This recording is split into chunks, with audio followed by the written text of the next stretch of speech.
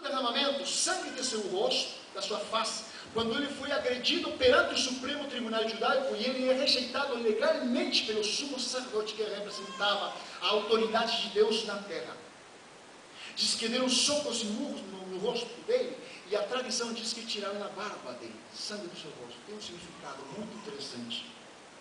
O terceiro derramamento, esse sangue de suas costas pelas feridas do chicote romano. Você lembra quando açoitaram Jesus? Quarto derramamento, sangue de sua cabeça quando colocaram uma coroa de espinhos, que eu acho que ele falasse isso. Sexto derramamento, sangue de suas mãos quando ele foi cravado na cruz. E quinto derramamento, perdão, sexto derramamento, sangue dos seus pés, quando ele foi, os seus pés foram furados e foi cravado na cruz. E o sétimo derramamento, sangue de sua lateral. 7 derramamentos que vêm a significar a perfeição espiritual, que vem a concluir a obra da redenção. A Bíblia diz assim, não por meio de bodes, não por meio de sangue de bodes ou novilhos ou animais, mas pelo seu próprio sangue, ele entrou nos santos dos santos e obteve por todos eterna e perfeita redenção. Poderia aprender? Já deu aqui. Poderia ligar a luz aqui? Igreja, abra sua Bíblia.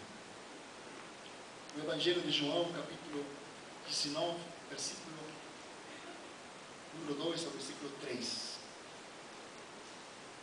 Eu quero em 15 minutos, se Deus me dá graça de falar, qual é o sentido deste quarto derramamento. Cada derramamento tem um significado, não só simbólico, senão totalmente profético e contextual. Vamos desvendar este mistério juntos, igreja. A Bíblia registra que Jesus foi açoitado e depois os soldados romanos começaram a zombar de Jesus. E a Bíblia diz assim, e eles fizeram uma coroa de espinhos, estou lendo na versão chamada a Bíblia Viva, e eles fizeram uma coroa de espinhos, puseram na cabeça dele e vestiram Jesus com um manto real vermelho. Diziam para ele, salve rei dos judeus, coçavam eles e davam socos nele. Agora, a coroa representa a realeza, a coroa representa glória, a coroa representa poder. A paródia sacrílega, a zombaria que fizeram de Jesus, tinha um propósito diabólico: escarnecer a Jesus Cristo. Mas por quê? Quando Jesus é passado ao prelado romano, que dominava Pilatos, o cargo era por sedução, porque ele chamava-se a si mesmo o rei dos judeus. Esse foi o cargo jurídico. Tem muitos juristas, advogados, que dizem que este foi um caso muito peculiar, porque por primeira vez na história parece que o sentenciado é julgado, não por um fato, senão por o que ele é. Ele verdadeiramente era o rei dos judeus. Legitimamente ele era o rei. Então, quando Satanás quis escarnecer ainda mais a Jesus Cristo, volta sobre ele esta pretensão do seu reinado, como uma paródia, para zombar dele. Mas o mesmo diabo não sabia que estava fazendo um fato profético com Jesus Cristo. Quando crucificaram Jesus, colocaram acima dele na tabuleta que dizia Jesus de Nazaré, rei dos judeus. Este é um cargo jurídico, pelo qual Jesus Cristo realmente foi condenado.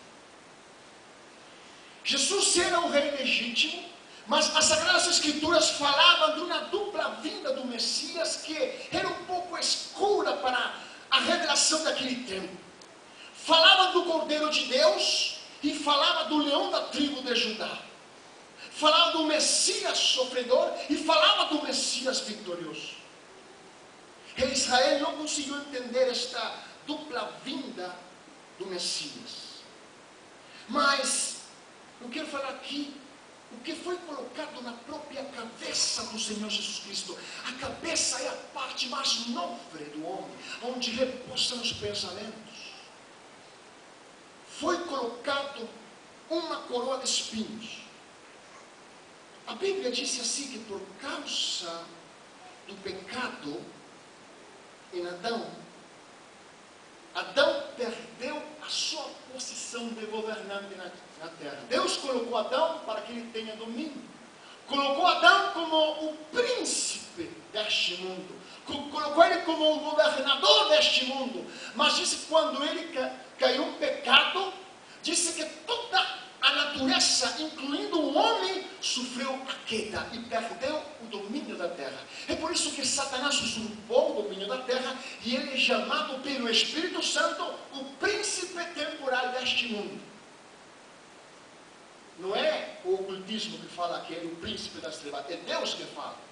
Deste século, falando de um tempo determinado, mas ele é o príncipe deste mundo. Porque ele tomou por usurpação o que pertencia ao homem.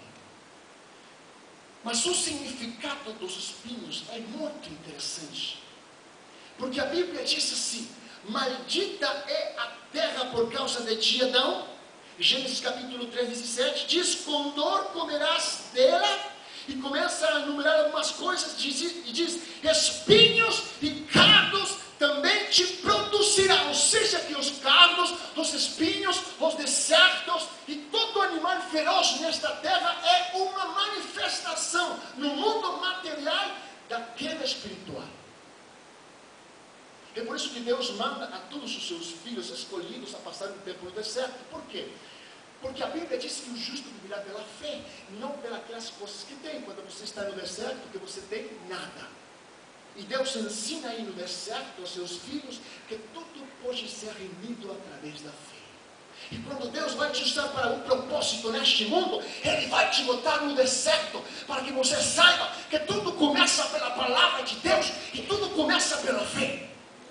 Deus não precisa de dinheiro, Deus não precisa de homens, Deus não precisa de instituições, Deus precisa de homens que acreditem nele. E o verdadeiro ministério de Deus começa com a palavra e começa no deserto. E glória a Deus pelos desertos, porque neles nós crescemos. O escritor Graham Scrooge diz que de 100 homens que conseguem sofrer um deserto e se sobrepor, e aqueles 100, só um consegue se sobrepor do sucesso. Billy Graham diz que a droga mais perversa e aditiva deste mundo é o sucesso. O deserto nos prova. Os espinhos representam, e as ervas nocivas representam uma manifestação nefasta, terrível, daquele reino que Adão perdeu. É a coroa que Adão passou para Jesus Cristo. Adão como o nosso primeiro representante. Tem muitos aqui que vão falar: não, mas eu não acredito muito em Adão. Eu faria aqui um voto democrático. Deus não faz democracia. Deus faz escolhas. Quando Deus escolheu Adão, não existia depois de Jesus outro homem qualificado como Adão. Adão é o nosso primeiro representante falhou. E apareceu Jesus. Deixa eu contar este mistério para ti. A coroa de espinho representa o governo, a maldição na terra. Simboliza a tragédia daquela coroa que Adão perdeu. A Bíblia diz assim, Romanos, capítulo 8, versículo 19, diz: toda a criação espera, com paciência e esperança, por aquele dia futuro, quando Deus ressuscitará os seus filhos. Está falando da semana número 70, está falando do final dos tempos, está falando da nossa glorificação, está falando do governo do Messias. Diz isto porque naquele dia, está me seguindo aqui? Isso porque naquele dia, que diz: todos os espinhos e as